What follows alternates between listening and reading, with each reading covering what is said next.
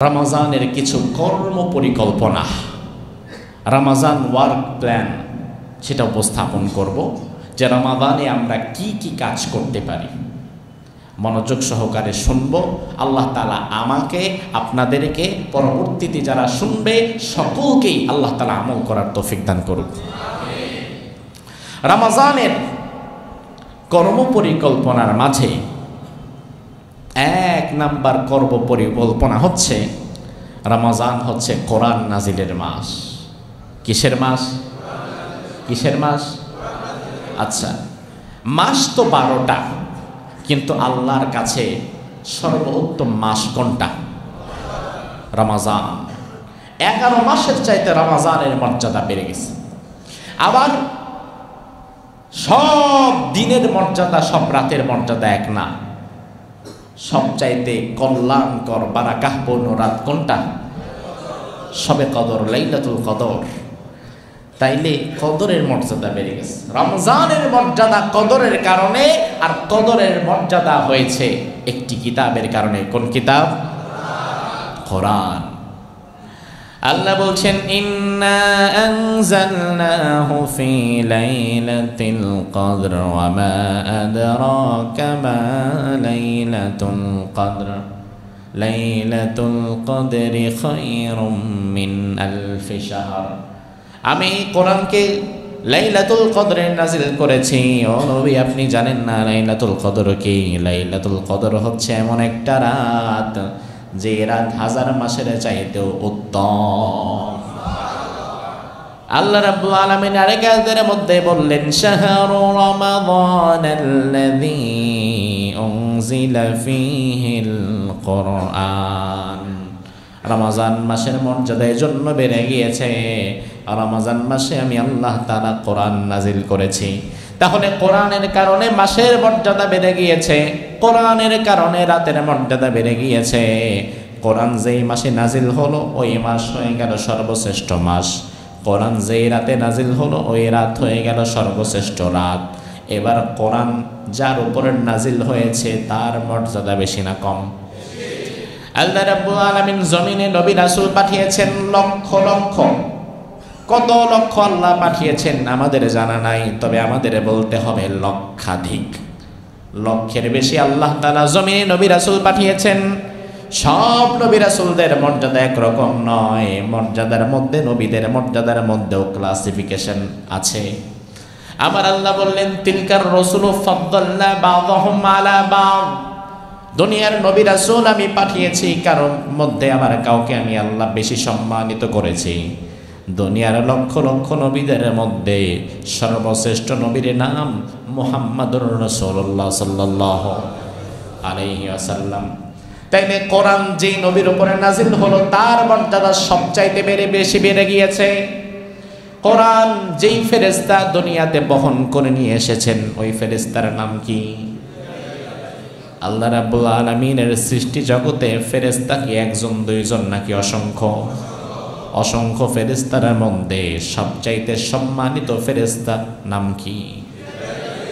তাইলে কোরআন যে ফেরেশতা বহন করে নিয়ে এসেছে সবচাইতে বড় ফেরেশতা তিনি হয়ে গিয়েছে।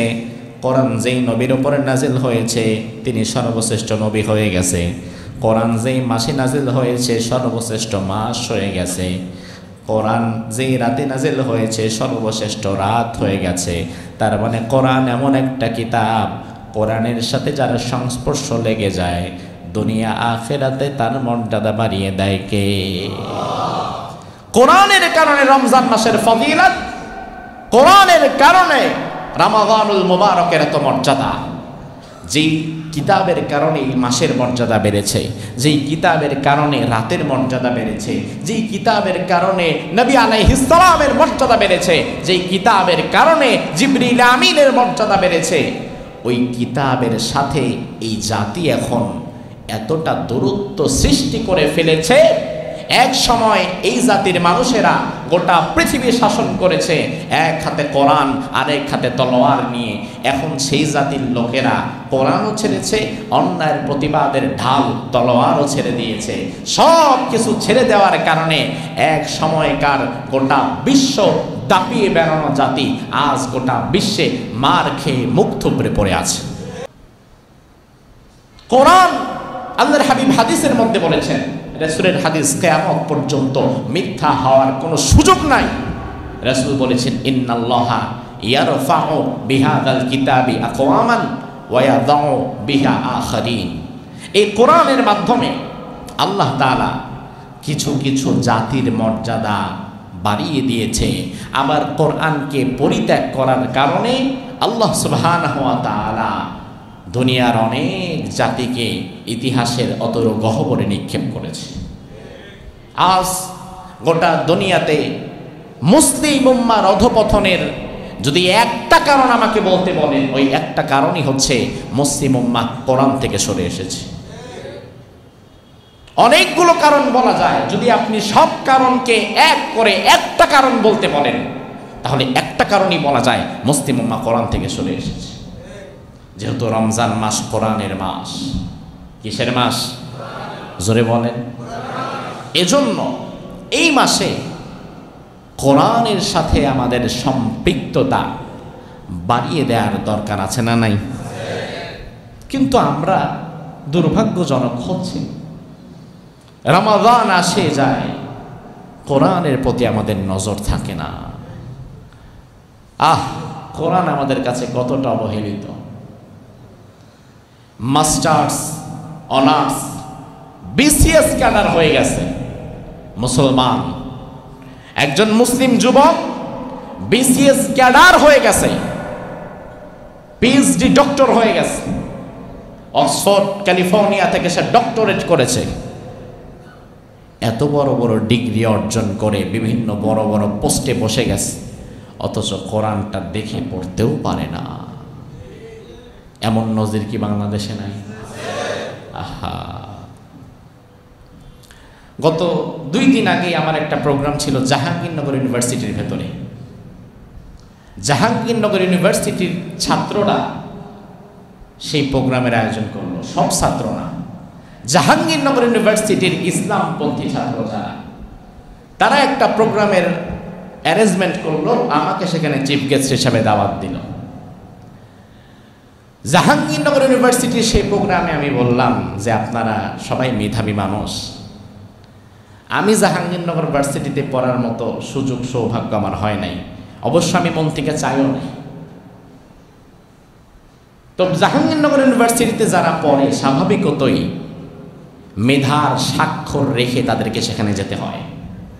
পাবলিক ইউনিভার্সিটিগুলো তো ধাক্কা ধাক্কি লেগে যায়, খিচুড়ির ডেকের আগে যেমন ধাক্কা ধাক্কি, পাবলিক ভার্সিটিতে চান্স পাওয়ার আগে তেমন ধাক্কা ধাক্কি। তা আমি তাদেরকে বললাম, আমার জাহাঙ্গীরনগরের ছাত্ররা আপনারা মেধাবী, আপনাদের কি এত বড় বড় কথা বলার যোগ্যতা আমি মনে করি আমার নাই। তবে এই যে জাহাঙ্গীরনগর ভার্সিটিতে আপনারা পড়ছেন, এত শিক্ষা অর্জন করছেন, আমার জানা নাই আপনারা কয়জন কোরআন সহিহ শুদ্ধভাবে পড়তে পারবেন। রমাজানের প্রস্তুতিমূলক প্রোগ্রাম সেখানে ছিল। আমি তাদেরকে বললাম, দেখেন কিয়ামতের ময়দানে আল্লাহর দরবারে যখন দাঁড়াবেন, আল্লাহ যখন বলবে কোরআন পড়তে পারলা না কেন, কোরআন বুঝলা না কেন, কোরআন মানলা না কেন, আপনি বলবেন আল্লাহ মানা বোঝা তো পরের বিষয়, আমি তো পড়তেই পারি না। তখন কি জবাব দিবেন? আপনি জাহাঙ্গীরনগরে পড়তেছেন, আপনি মেধাবী, আপনি ইংরেজিতে অনর্গল কথা বলছেন, আপনি ম্যাথমেটিক্সে সুপার ইন্টালেকচুয়াল, আপনি পিএইচডি করছেন, আপনি বিসিএস ক্যাডার হচ্ছেন, মেধার স্বাক্ষর রেখে দেশের সর্বোচ্চ পর্যায়ে আপনি কাজ করছেন, অথচ কোরআনের কাছে এসে আপনি যদি আল্লাহরে বলেন আল্লাহ পারি না, কোরআন পড়তে পারলা না, আর বাকি দুনিয়া সব পারো কেমনি? কোরআনটাই শুধু পারলা না, দুনিয়া সব বুঝলা, সব পারলা, কোরআন কেন পারবা না? আমি আমার ইউনিভার্সিটির ছাত্রদেরকে বলে এসেছি, এই রমাজানে আপনারা প্রত্যেকেই কোরআন শিখবেন, আল্লাহর ওয়াস্তে কোরআন পড়া শিখবেন। আলহামদুলিল্লাহ, জাহাঙ্গীরনগর ইউনিভার্সিটিতে এক সময় ওপেন স্পেসে কোরআন সুন্নাহ প্রচার করা সহজ ছিল না। আপনি কল্পনাও করতে পারতেন না যে শত শত ছাত্র, হাজার হাজার ছাত্র একত্রিত হয়েছে, আর একজন ইসলামিক স্কলারকে এনে তারা কিছু দ্বীনের কথা শুনবে, এমন দৃশ্য স্বাভাবিকত জাহাঙ্গীরনগরে কল্পনা করাও কঠিন। আমি তাদেরকে বললাম আসার সময়, জাহাঙ্গীরনগর ইউনিভার্সিটিতে রামের মতাদর্শ প্রচার করতে বাধা নাই, বামের মতাদর্শ প্রচার করতেও বাধা নাই, শিরিক কুফর প্রচার করতে বাধা নাই, সমাজতন্ত্র প্রচার করতে বাধা নাই, গণতন্ত্র প্রচার করতে বাধা নাই, জাতীয়তাবাদ প্রচার করতে বাধা নাই, ধর্মনিরপেক্ষতা মতবাদ প্রচার করতে বাধা নাই। তাহলে ইসলামী মতবাদ প্রচার করতে বাধা হবে কেন? এখন থেকে ইউনিভার্সিটির পরিবেশ কেমন করে গড়ে তুলতে হবে, প্রত্যেকেই যদি তার স্বাধীনতার কথা বলে, শিরিক এবং কুফরের মতবাদকে প্রচার করতে পারে, শয়তানের তৈরি করা মতবাদকে প্রচার করতে পারে, রাম আর বামের তৈরি করা মতবাদকে প্রচার করতে পারে, তাহলে জাহাঙ্গীরনগর ইউনিভার্সিটির ভেতরে অবশ্যই আল্লাহর কোরআনের মতবাদকে প্রচার করার মতো অধিকার আমাদেরও আছে।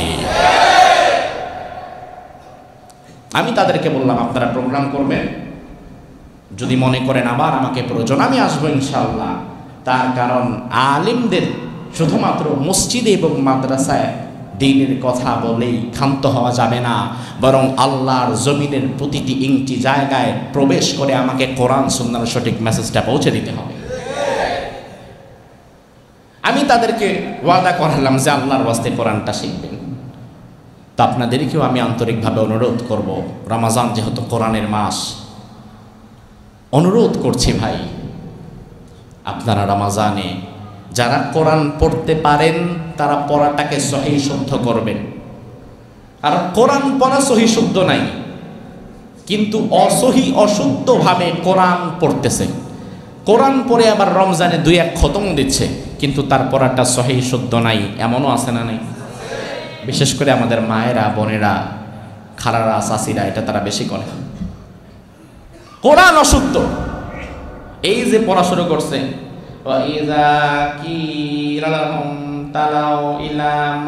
কি যে পড়তেছে, উনি বাংলা দেখে দেখে পড়তেছে, তো কি পড়তেছে বিশ্বাস করেন এমন কোন কোরআন আল্লাহ নাজিলি করে নাই। আপনি যা পড়ছেন উল্টাপাল্টা ভাবে, এটা কোরআন নয়। আপনি বলবেন হুজুর যে খতম দিতেছি সব হচ্ছে না, অসম্ভব। কোরআন খতম দেওয়া আপনার আমার জন্য ফরজ নয়, কিন্তু কোরআন সহি শুদ্ধভাবে তেলাওয়াত করতে পারাটা ফরজ। এবার আপনি তো অশুদ্ধভাবে খতম দিলেন, কি হলো? লাভ হলো কি? আর তো গুনাহগার হলেন। অন্তত পক্ষে আপনি যেই 1 ঘন্টা 1.5 ঘন্টা কোরআন খতমে সারাদিন ব্যয় করছেন, এই সময়টা আপনি কোরআন সহি শুদ্ধ করার পেছনে ব্যয় করেন। জিহ্বায় আটকে যাবে, কষ্ট হবে, উচ্চারণ হতে চাইবে না। আল্লাহর হাবিব বলেছেন, মা আস-সাফারাতিল কিরামিল বারারা, কেউ যদি কোরআন শিখতে যায়, জিহ্বা আটকে যায়, কষ্ট হয়, তাইলে যে সুন্দরভাবে কোরআন পড়তে পারে সে যদি একটা নেকি পায়, যে শিখতে যাবে, কষ্ট হবে, ভুল উচ্চারণ করবে, তবুও শেখা ছাড়বে না, আল্লাহ তাআলা যে সহি শুদ্ধভাবে পড়ে তার চাইতে দ্বিগুণ নেকি যে অশুদ্ধভাবে পড়ার পরেও শিখতে চাচ্ছে তাকে দিয়ে দেয়। আর কোরআন শেখা অবস্থায় যদি মৃত্যুবরণ করে, রাসূল বলেছে, মা সাফারাতিল কিরামিল বারারা, সম্মানিত ফেরেশতাদের সাথে আল্লাহ তাআলা তাকে হাসরে দাঁড় করায় দেয়। এই জন্য কোরআন খতম দেওয়া তা রমজানের প্রধান কাজ না। রমজানের প্রধান কাজ হচ্ছে কোরআন যারা অশুদ্ধ পড়ে তাদেরকে সহি শুদ্ধ করে শিখতে হবে। শিখবেন তো ইনশাআল্লাহ? আর যারা পারেন তারা তেলাওয়াত করবেন, কোরআনের তাফসীর পড়বেন, তরজমা পড়বেন, কোরআন বুঝবেন, কোরআন দিয়ে জীবন গঠন করবেন। আমি আমার সে সকল ভাইদেরকে বলছি যারা এখনো পর্যন্ত বিয়ে করেন নাই, বিয়ের আগ পর্যন্ত আপনার জীবনের সময়ের একান্ত মালিকানা আপনার নিজের। পরিবারকে সময় দেওয়া লাগে না, স্ত্রীকে সময় দেওয়া লাগে না, সন্তানদেরকে নিয়ে পড়ে থাকা লাগে না, সন্তান, স্ত্রী, পরিবার পরিজন কিচ্ছু নাই, আপনি একা। এই মুহূর্তে আপনার হাতে রয়েছে অফুরন্ত সময়, এই সময়টা জীবনে আর কোনোদিন পাবেন না। এক সময় বিয়ের পরে ওয়াজটা শুনবেন, চিন্তাও করবেন যে কোরআন এবার শিখেই শিখবো, অন্য কোনো কাজ নাই, কিন্তু দেখবেন আর হয়ে ওঠে না। স্ত্রী, সন্তান, পরিবার সামলাতে সামলাতে কোন দিক দিয়ে সময় চলে যায়। এজন্যই কিন্তু রাসূল বলেছেন, হায়াতাকা ক্বাবলা মাউতিক, মৃত্যুর আগে তুমি তোমার জীবনকে কাজে লাগাও। ওয়া ফারাগকা ক্বাবলা শুগলিক, ব্যস্ততা তোমাকে ঘিরে ধরে ফেলার আগে তুমি তোমার অবসর সময়টা কাজে লাগাও।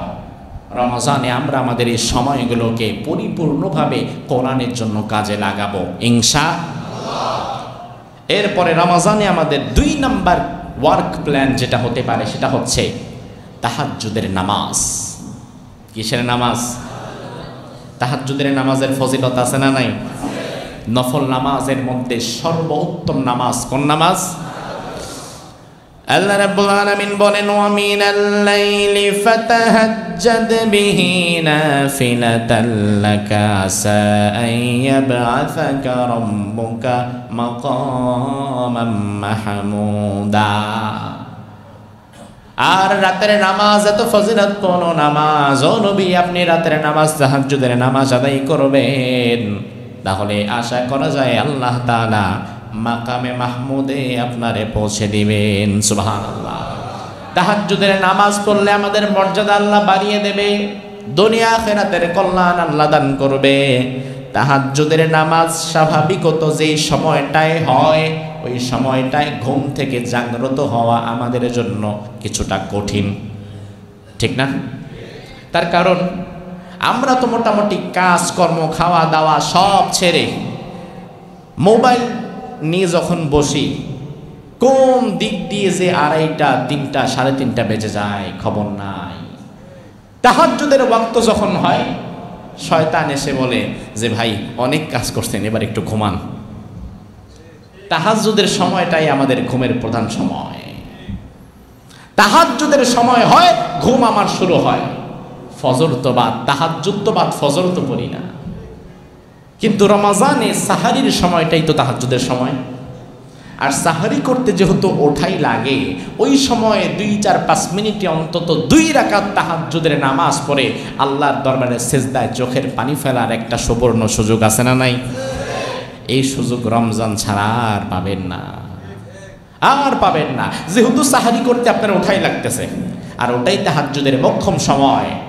এজন্য সাহারি করতে উঠবেন, সাহারি প্রস্তুত হচ্ছে, আপনি 2 রাকাত তাহাজ্জুদের নামাজ পড়ে বলবেন, পারবেন না ইনশাআল্লাহ?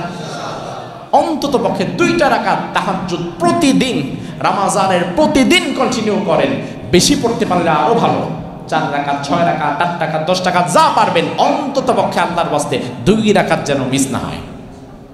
পারবেন ইনশাআল্লাহ? এরপরে আমাদের 3 নাম্বার ওয়ার্ক প্ল্যান রমজানের কর্ম পরিকল্পনা হতে পারে আমরা আমাদের কিছু দোয়া, কিছু মাসনুন দোয়া এবং নিজেদের জন্য প্রয়োজনীয় কিছু দোয়া আমরা সাজায় নিব। আমার দোয়া আপনার দোয়ার সাথে মিলবে না, ভালো করে বোঝেন। আমার চাওয়া আর আপনার চাওয়া এক হয় না। আমি আল্লাহ তাআলার কাছে এমন কিছু বিষয় চাই যে বিষয়গুলো আপনি চান না বা যেটার আপনার দরকারও নেই। আমার চাওয়াগুলো যেমন স্পেসিফিক, আপনার চাওয়াগুলো স্পেসিফিক। আপনার দোয়া হবে স্পেসিফিক, আমার দোয়া হবে স্পেসিফিক, আলাদা। আমি আমার জন্য কিছু দোয়া সাজায় নিব যে আমার এই বিষয়গুলো প্রয়োজন, এই বিষয়গুলো খুবই দরকার। আমি দোয়ার মধ্যে এই বিষয়গুলো চাইবো, হাত তুলে এই বিষয়গুলো চাইবো। আপনি আপনার মতো করে এই বিষয়গুলো চাইবেন। এখন আপনার নিজস্ব কোনো চাওয়া পাওয়া নাই, সব দিয়েছেন হুজুরের উপর ছেড়ে। আর হুজুর তো নিজের চাওয়া পাওয়ার জন্যই দোয়া করতেছে, আপনি শুধু বলতেছেন আল্লাহ কবুল করো, কবুল করো, কবুল করো। তাহলে আপনার লাভ হইল কি? নিজেরও কিছু চাওয়া পাওয়ার দরকার আছে না নাই? আছে ভাই। এজন্য কিছু দোয়া গুছিয়ে নেবেন যেগুলো একান্তই আপনার, যেগুলো আল্লাহর কাছে আপনি করতে পারবেন। 4 নাম্বার রমজানের কর্ম পরিকল্পনা হতে পারে এই রমজানে আমরা নফল রোজা এবং ইবাদতের একটা অভ্যাস করে তুলব। একটা মাস রোজা রাখার পরে পরবর্তীতে অন্তত পক্ষে প্রতি মাসে আইয়ামুল বীজের 3টি রোজা রাখার চেষ্টা করব। অন্তত পুরো মাস মিলে 2, 4, 5টা রোজা রাখবো, সপ্তাহে একটা রোজা রাখবো। যেহেতু একটা মাস আমার একটা অভিজ্ঞতা আছে, ট্রেনিং আছে, ট্রেনিংটা যেন হাতছাড়া না হয়ে যায়। এজন্য রমজান থেকে আমাদের কিছু নফল আমল করার অভ্যাস গড়ে তুলতে হবে। 5 নাম্বার, রমজানে আমরা জ্ঞান অর্জন করব এবং এই জ্ঞানকে অপরের মাঝে ছড়িয়ে দেব। স্বাভাবিকত রমজানে জোহরের পরে আমরা মসজিদে একটু বসি, আসরের পরে আপনারা একটু বসেন। রমজানে একটু কর্মব্যস্ততা একটু কমিয়ে চিন্তা করবেন যে অন্তত প্রতিদিন একটা হাদিস আমি পাঠ করব।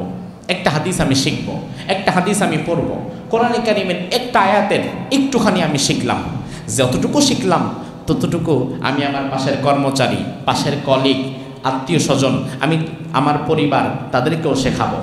তাহলে আমি একটু একটু করে জ্ঞান অর্জন করছি এবং আমি আমার আশেপাশের মানুষকে সেই জ্ঞানের আলোকে কিছুটা দাওয়াহ তাদেরকে আমি দিচ্ছি। এই কাজটা রমাজানে আমরা করতে পারি।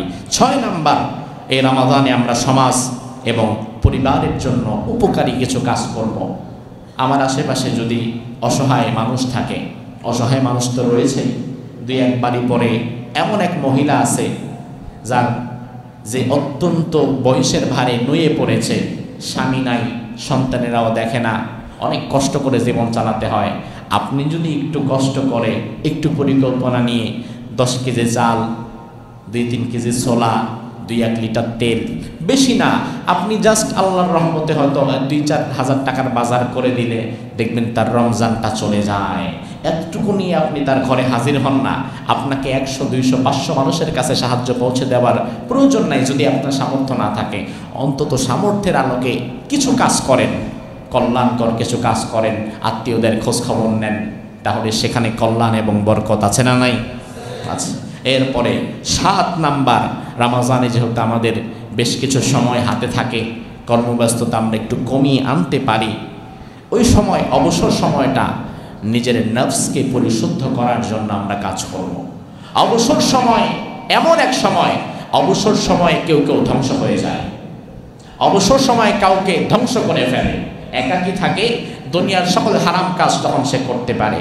আবার অবসর সময়ে হয়তো অনেকে নিজেকে গড়ে তুলতে পারে।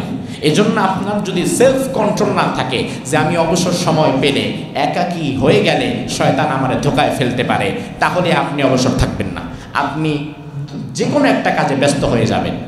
আর যদি আপনার সেলফ কন্ট্রোল থাকে না, অবসর সময় শয়তান আমাকে মিসগাইড করতে পারবে না, তাহলে অবসর সময় আপনি জিকির, আজকার, তাসবিহ, তাহলিল সহকারে নিজের নফসকে পরিশুদ্ধ করার একটি চমৎকার সুযোগ আপনি পেয়ে যাবেন। 8 নাম্বার, সর্বশেষ রমজানের কর্ম পরিকল্পনা হচ্ছে ইফতার প্রসঙ্গে। কি প্রসঙ্গে?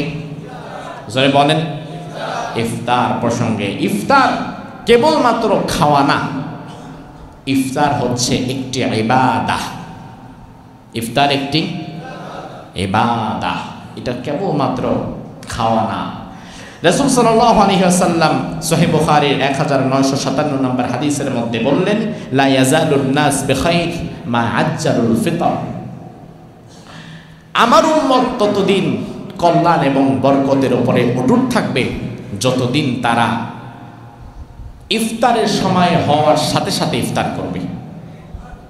ভালো করে বোঝেন, ইফতারের সম্পৃক্ততা মাগরিবের আজানের সাথে নয়, ইফতারের সম্পৃক্ততা হচ্ছে সময়ের সাথে। তার কারণ পৃথিবীর যেই প্রান্তে মসজিদ নাই, মুয়াজ্জিন নাই, আজান শোনার কোনো উপায় নাই, ওই প্রান্তে তো যারা ইফতার করবে তারা আজান শুনবে কিভাবে? সময় হয়ে গেলে ইনস্ট্যান্ট ইফতার করে ফেলতে হবে। সময় হয়ে গেছে, কখনো কখনো মসজিদে আজান দিতে 2-4 মিনিট দেরি হতেই পারে, হতে পারে না? আরে বাবা, যে আজান দেয় মুয়াজ্জিন সাহেব, উনিও তো একটু কিছু মুখে দিয়েই আজানটা দেয়, বা কখনো টাইম একটু এদিক সেদিক হয়ে যায়। এখন আপনি ওই সময়ের অপেক্ষা না করে, আপনার কাছে যদি সুনির্দিষ্ট সময় দেখা থাকে, তাহলে সুনির্দিষ্ট সময়ে ইফতার করবেন। দেরি করে ইফতার করা ঠিক নয়, কারণ ইফতারের সময় হয়ে যাওয়ার সাথে সাথে ইফতার করা রাসূলের সুন্নাহ। সুবহানাল্লাহ বলে। এরপরে ইফতার আমরা করছি, ইফতার যখন আমরা শুরু করব, ইফতারটা শুরু হবে কি দিয়ে? কথা কয় না। এই বছর আর বড়ই দিয়ে ইফতার করতে বলার মতো কেউ আর নাই। ইফতারটা শুরু হবে খেজুর দিয়ে। এটা কি আমার কথা না রাসূলের কথা? আল্লাহর হাবিব সাল্লাল্লাহু আলাইহি ওয়াসাল্লাম বললেন, মান ওয়াজাদা তামরান ফালইফতির আলাইহি ওয়া মান লা ইফতির ফালইফতির আলা মা। তোমাদের যাদের সামর্থ্য রয়েছে, ইফতারের শুরুটা করবা খেজুর দিয়ে। কি দিয়ে? তাহলে মনে করেন, বুঝে থাকলে বলেন, ইফতারটা আমরা শুরু করব কি দিয়ে? কারণ খেজুর দিয়ে ইফতার করা রাসূলের সুন্নাহ, ঠিক কি না? এরপরে রাসূল বললেন, কারো যদি খেজুরের সামর্থ্য না থাকে তাহলে তার জন্য সুন্নাহ হচ্ছে পানি। তার জন্য সুন্নাহ কি? পানি। এরপরে আপনি যা খুশি তাই খান, তবে ইফতারের শুরুটা রাসূলের সুন্নাহ অনুযায়ী করেন। পারা যাবে না ইনশাআল্লাহ? খেজুর দিয়ে ইফতার করার চেষ্টা করবেন। আর এই সুযোগে ব্যবসায়ী ভাইরা খেজুরের দামটাও বাড়ায় দিবেন। ও দিয়ে দিছে অলরেডি, তাইলে তো বাসবাসী হয়ে গেছে। আহা, আমাদের ব্যবসায়ী ভাইরা আল্লাহর ওয়াস্তে রমাজানকে ডাকাতির মাস বানাবেন না, রমাজানকে সাদাকার মাস বানান। ব্যবসা তো সবসময় করবেন, করতেই পারবেন। আপনি জানেন ব্যবসায়ী ভাই, গত বছর আপনার মতো সিন্ডিকেট করে প্রচুর দাম বাড়ায়া কোটি কোটি টাকা কামায় ফেলছিল জীবনকে উপভোগ করার জন্য, অথচ তাদের মধ্যে অনেকেই এখন মাটির নিচে ঢুকে গেছে। অনেক টাকা দরকার আপনার, না শত শত কোটি টাকা দরকার, অনেক কিছু করা দরকার, জীবনকে অনেক উপভোগ করা দরকার। এই জন্য মানুষের গলায় পাড়া দিয়া আপনি দাম বাড়ায় মানুষকে কষ্ট দিচ্ছেন। 1000 টাকা 1200 টাকা মাঝারি মানের খেজুর, 400-500 টাকার নিচে তো গরু খাওয়ার মতো খেজুরও পাওয়া যায় না। সেখানে একেবারে দিন মজুর মানুষগুলা যে সুন্নাহ পালন করবে, তার উপায় কি? তার উপায় কি? আপনি তো সুন্নাহ পালনটা তার জন্য কঠিন করে দিয়েছেন। আপনি যেমন আরেকজনের জন্য সুন্নাহ পালন কঠিন করে দিয়েছেন, আল্লাহ চাইলে আপনার জন্য জান্নাতে যাওয়া কঠিন করে দিতে পারে। ব্যবসায়ী ভাইয়েরা, আল্লাহর ওয়াস্তে, আল্লাহর ওয়াস্তে, আল্লাহর ওয়াস্তে রমাজানকে সামনে রেখে মানুষের জীবনটা দুর্বিষহ কষ্টের মধ্যে ফেলে দিবেন না। এরপরে এই যে রমাজান আসছে, ইফতার শুধুমাত্র আমরা নিজেরাই করব না, ইফতার আমরা অপরকেও করাবো। পারবেন না ইনশাআল্লাহ? রাসূল সাল্লাল্লাহু আলাইহি ওয়াসাল্লাম হাদিসের মধ্যে বললেন, মান ফাত্তারা সাইমান কানা লাহু মিথলু আজরিহিম মিন গায়রি আন ইয়ানকুসা মিন উজুরিহিম শাইআ। তোমাদের কেউ যদি অপর ভাইকে ইফতারে শরীক করে, ইফতার করায়, আল্লাহ সুবহানাহু ওয়া তাআলা আপনার রোজা কবুল হয়েছে না হয় নাই সেই গ্যারান্টি আপনার নাই। তবে আপনি যারা ইফতার করালেন, সে যত ভালো কিংবা যত খারাপই হোক না কেন, আল্লাহ সুবহানাহু ওয়া তাআলা একটি পরিপূর্ণ কবুল রোজার সওয়াব আপনাকে দিয়ে দেবে। তাহলে রমজানে অপরকে ইফতার করানোর মধ্য দিয়ে আমাদের সওয়াবকে বাড়িয়ে নেওয়ার একটা চমৎকার সুযোগ আছে না নাই? আমরা লাইলাতুন নিসফি মিন শাবানের রাতে আপনাদের কাছ থেকে কিছু ইফতার সামগ্রীর টাকা তুলেছিলাম, মনে আছে? সেগুলোর সাথে ব্যক্তিগত ফান্ড থেকে আমি আরও কিছু টাকা অ্যাড করে গতকাল আমরা সেই ইফতারগুলো পৌঁছে দিয়েছি প্রত্যন্ত এক জায়গায়। আলহামদুলিল্লাহ বলবেন না? এই যে আমাদের আজাদ ভাই ছিল, আরও কিছু ভাইরা ছিল, তারা স্বেচ্ছাশ্রমের জন্য এগিয়ে এসেছিল, কাজ করেছিল। এমন এক জায়গা মাল সামানাগুলো কিনে, খেজুর, জিরা, মুড়ি, এরপরে কি জানো, চিনি টিনি, এগুলা কিনে বস্তাবন্দি করে আমরা প্রথমে আমি টার্গেট নিলাম 100 জনকে দিব। পরবর্তীতে না দেখি তারা ওই চর, যমুনা নদীর মাঝের একটা চর, যেখানে 250-300 মানুষের বসবাস, এবং যেখানে মানুষগুলো এতটাই অভাবী, এতটাই কষ্টে আছে, যেটা আপনি না দেখলে বিশ্বাস করবেন না। যেই চরে কোনো রাস্তাঘাট নাই, যেই চরের সাথে বাংলাদেশের কোনো সংযোগ নাই, যেখানে মোবাইল নেটওয়ার্কটা পাওয়া কঠিন, মোবাইল নেটওয়ার্ক নাই, ইলেকট্রিসিটি নাই, বিদ্যুৎ, কারেন্ট, গ্যাস কিচ্ছু নাই।